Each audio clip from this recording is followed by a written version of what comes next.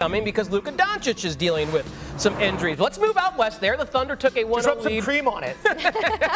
Everybody just go get your shots. Come on. That's the cure. SGA, the MVP candidate for OKC, almost had a triple-double in their easy 117-95 win. Game stayed under the closing total of 218.5. And the aforementioned Doncic, just 19 points in the loss.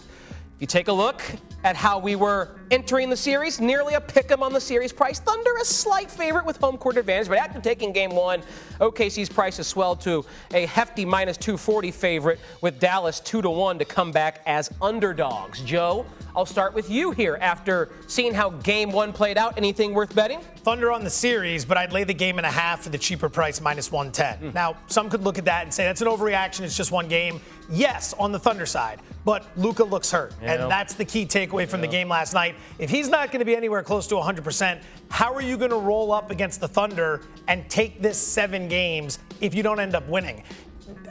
This is the thing people don't get about Oklahoma City. They roll 10 deep. They're the most versatile team in the playoffs. They have a bunch of lineups they can throw your way. They're top 4 in offensive and defensive efficiency. They're well rested. They played 5 games in 3 weeks. They've got a legit star in SGA. They're 24-17 on the road this season. Keep in mind, Luka, he is really banged up. 33% from the field, 11% from three-point range over the last 2 games. He's not in great shape, and now that he's battling an injury, that's going to affect him throughout the course of the series. Even if Luka was 100% healthy, I still feel like OKC could potentially go on and win this series. But nonetheless, I do like that play. I would also be looking at OKC to win this 4-1. That's at plus 310 right now. I don't think they sweep. You can get that at plus 700, but I still think the Dallas Mavericks will come up with something. I think they can be better than they were in game one. Again, Luka just has to look a little bit more healthy. Like I said, I don't know, the cream, the shot, something. Do something to Luka. But if you think about it, just Luka and Kyrie last night combined for 39 points. Eventually, I think that tide can turn. Better scoring. They also shot terrible from 3 as a team. So I just think they get one, maybe at home,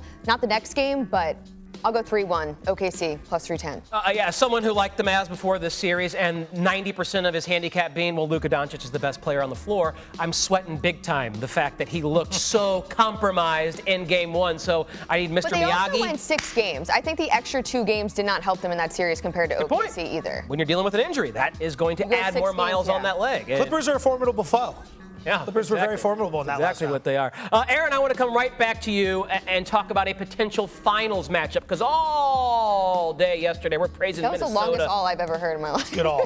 That was a strong all. Good all. Sometimes I gotta let the people know that something significant is coming by how long I prolong. You're hyping this up to a very big moment. Do not let the people down here. This better be a hell of a bet. I'm curious what you think is a better bet for an NBA Finals matchup, because we've seen the T-Wolves play great. Them versus the Celtics at plus 140, or Boston versus a Thunder team that has also not lost yet in this postseason at 3-1.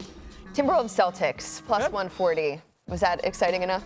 I was hoping to go 3-1. No, literally the most boring option I did imaginable. not make the tee up. Kind of let down, to be honest. Look, the Celtics are going to come out of the East. I don't doubt that for a second, even if they have to run into the other competition again that's in the East. So I do like that off the bat. Boom, done. Okay, so then it goes to the West.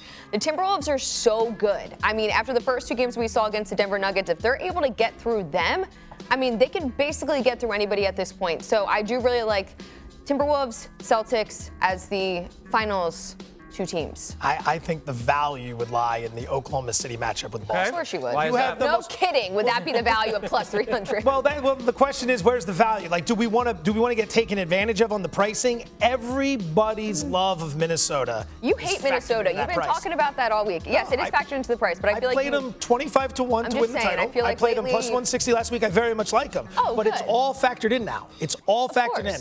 That price right there is based on everyone's love. Everyone has already skipped ahead of the next series and talked about Minnesota playing Boston. They deserve the love. The thing is, Oklahoma City's been playing like this late window in so many games that the East Coast isn't watching them. They're 5-0 in the playoffs. They're winning by 17 points per game. 3 of their wins have been by 20 points. Again, they roll 10 deep. They're good on offense and defense. Minnesota's not just going to roll through them in the next round. Is Minnesota favored to win? Yes. Is Minnesota more likely to win? Yes.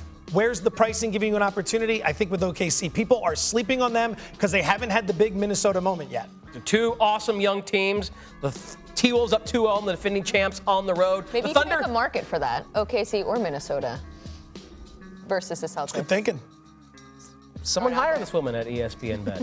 I mean, just again, two young teams that I think are balling right now. OKC hasn't lost a game since April 5th. I had to double check that. It is true. Let's slide Anita Marks in here because she's champing at the bit to get in as you two are bickering over there. What's your take on OKC Dallas thus far? Let me preface by saying I loved the Dallas Mavericks coming into the postseason. They were my sleeper. They were the team that I thought was really going to pull some upsets and potentially maybe make it to the Western Conference Championship. But Joe hit it on the head. Like Luka's knee injury, he's the straw that stirs the drink.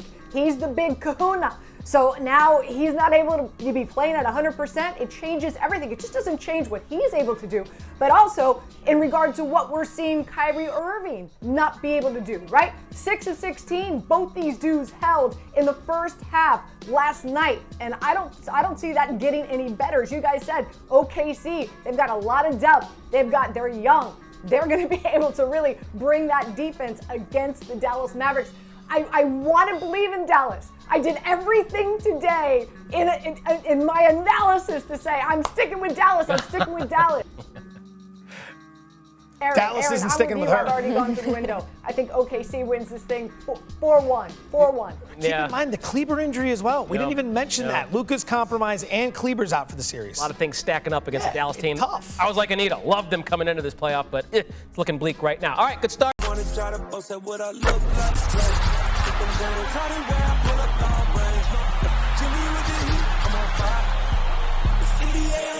NBA